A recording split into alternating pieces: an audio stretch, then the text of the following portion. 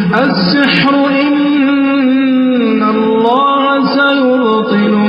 السلام علیکم ورحمۃ اللہ وبرکاتہ۔ ناظرین، امید کرتا ہوں آپ خیریت سے ہوں گے۔ اللہ تعالیٰ آپ کو اپنے حفظ و امان میں رکھیں، ایمان کی بہترین حالت پہ قائم رکھیں۔ آج نظر بد کے حوالے سے بات کریں گے۔ ہمارا موضوع دوسرے نظر بد کے حوالے سے جو موضوع ہے ان سے تھوڑا سا مختلف ہے۔ نظر بد میں آج بات کریں گے کہ اگر کسی بچے کو اس کے اپنے والدین کی ہی نظر لگ جائے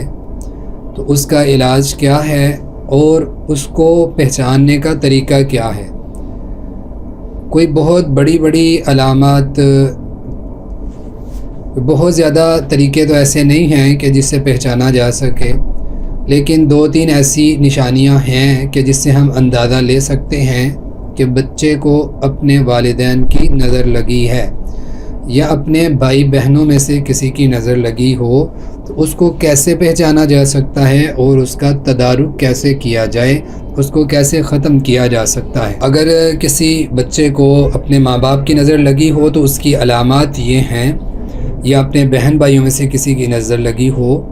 تو بچہ جو ہے وہ اپنے ماں باپ سے چڑچڑا پن محسوس کرتا ہے، اور یہ چڑچڑا پن بلا وجہ ہوتا ہے۔ مثال کے طور پہ آپ یوں سمجھ لیں کہ اگر کوئی مسئلہ ہو، بچے اور ماں باپ کے درمیان کوئی ایسی بات ہے، کوئی ایسی وجہ ہے، کوئی ایسا سبب ہے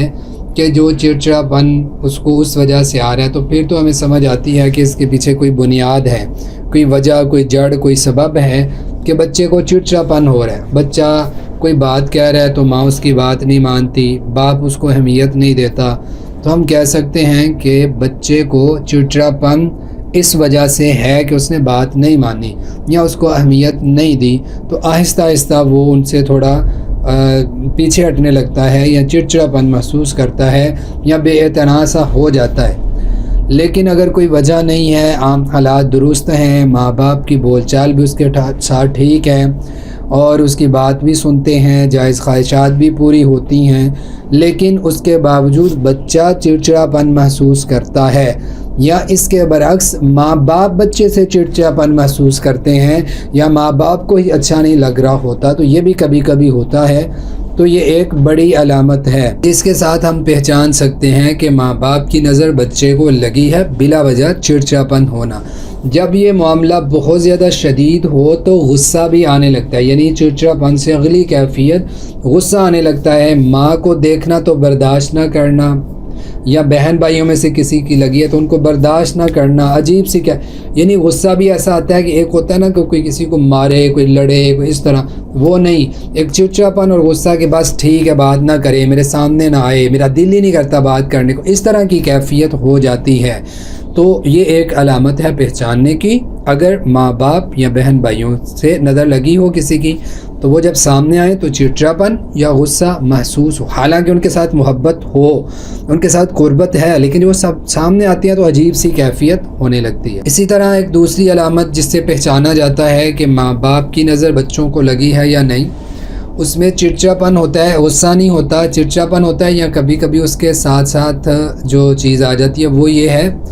کہ بچے جو ہیں وہ ماں یا باپ جس کی نظر لگی ہوں ان سے آنکھیں نہیں ملا پاتے۔ ایک تو ہوتا ہے نا بچے نے کوئی الٹا کام کیا ہے، کوئی شرارت اس نے ایسی کر دی، تو اب وہ اس دن باپ کے سامنے نہیں جائے گا، ماں کی بات نہیں سنے گا، ڈرے گا، ٹھیک ہے، نظریں نہیں ملائے گا، یہ ہوتا ہے کبھی کبھار کوئی الٹا کام کرنے کی وجہ سے۔ لیکن یہ ہے کہ جب نظر لگی ہوتی ہے تو کوئی ایسی وجہ نہیں، لیکن بچہ اپنے ماں باپ سے بھی شرماتا ہے، حالانکہ آپ کو پتہ ہے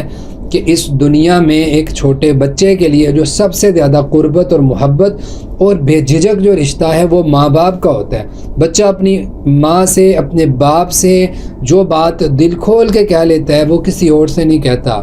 ٹھیک ہے، بلکہ بعض دفعہ ایسے ہوتا ہے کہ اولاد بہت بڑی بھی ہو جائے تو اپنے بہن بھائیوں سے، سگے رشتوں سے وہ بات نہیں کر سکتا جو اپنے ماں باپ سے کرتا ہے، لیکن اپنے ماں باپ کا سامنا کرنے سے، ان کے آنکھوں سے آنکھیں ملانے سے شرمانا اور ان کے ساتھ کھل کے بات نہ کر پانا، یہ نظر بد کی وجہ سے بھی ہوتے ہیں۔ عام طور پہ جب ماں باپ کی نظر لگی ہوئی ہو یا بہن بھائیوں کی نظر لگی ہو تو بہن بھائیوں سے بھی شیئرنگ نہیں ہو پاتی، یہ بھی ایک علامت ہے پہچاننے کی۔ اسی طرح ایک تیسری علامت ہے کہ جس کی نظر لگی ہو آپ اس کے ساتھ رویہ کیسے رکھتے ہیں، وہ ماں باپ ہو یا بہن بھائی، تو تیسری علامت یہ ہے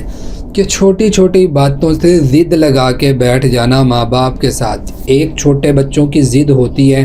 مجھے یہ چیز لے دیں, مجھے کھلونا لے دیں یا اس طرح, یہ اس میں نہیں آتا, یہ تو ڈیلی کی روٹین ہے, بچے عام طور پہ لگیں. عام جو کرنے والے کام ہیں ان کے اندر ہر بات میں ماں باپ سے ضد کرنا, اور بڑی بات یہ ہے کہ اگر وہی کام ماں باپ کے علاوہ کوئی اور کہے تو وہ کام کر دینا آرام سے, لیکن ماں باپ کہیں تو ضد کرنا, یا ماں یا باپ نے یہ بات کہی ہے تو اس وقت فوراً ضد کرنا, انکار کرنا, نہ کرنا, لیکن تھوڑی دیر کے بعد پھر دوبارہ خود ہی وہ کام کر لینا کہ ماں نے کہا ہے, یا احساس پیدا ہو جانا. لیکن ابتدا میں ہر بات میں ضد لگا لینا چھوٹی چھوٹی بات پر, یہ بھی ایک پہچاننے کا ذریعہ ہے جس سے اندازہ لیا جا سکتا ہے کہ ماں باپ کی نظر لگی ہو یا بہن بھائیوں کی نظر لگی ہو, تو ان کی بات نہ ماننا, مخالفت کرنا یا ان کی بات کو ایک بوجھ سمجھنا. اب ہم اس کے علاج کے حوالے سے دیکھیں تو اگر پتہ چل گیا یعنی یہ علامت ہیں کہ ماں باپ کی نظر لگی ہے. دیکھیں پتہ کیا ہوتا ہے, اکثر ماں باپ جو ہیں وہ بچپن میں بچے کی بڑی تعریف کرتے ہیں, کیونکہ ماں باپ کا رشتہ ایسا ہے کہ وہ ہر وقت اولاد کے پاس ہوتے ہیں. نئی سے نئی بات, آج کچھ کہا کل کچھ کہا,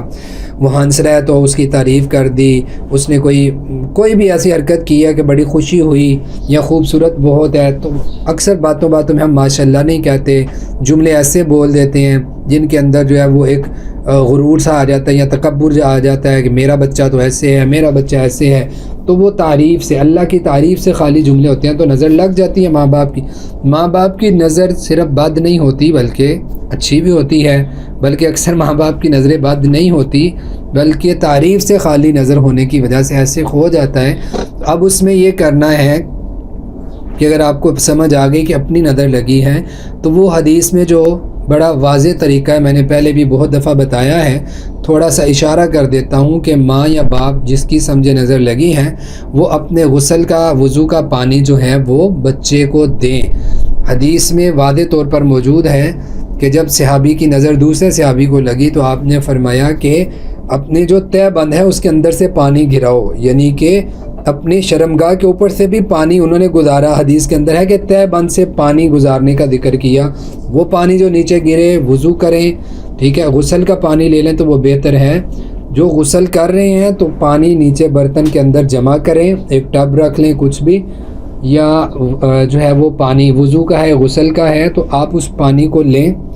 اور اپنے بچے کو جب وہ نہانے لگے تو اس وقت وہ پانی اپنے وضو غسل کا بچا ہوا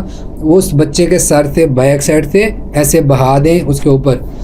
اور اس کے علاوہ آپ نے یہ کرنا ہے کہ 7 دن تک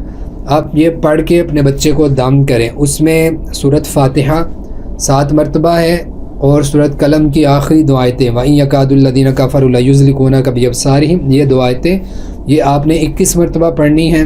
سورۃ فلق ناس 7 دفعہ پڑھنی ہے. بسم اللہ الذی لا یضر مع اسمہ شیء فی الارض ولا فی السماء وهو السمیع العلیم, یہ دعا 21 مرتبہ پڑھنی ہے. اور آیت الکرسی 7 مرتبہ, درود ابراہیمی 7 مرتبہ, یہ دعائیں پڑھ کے, اور نظر بد کی دعا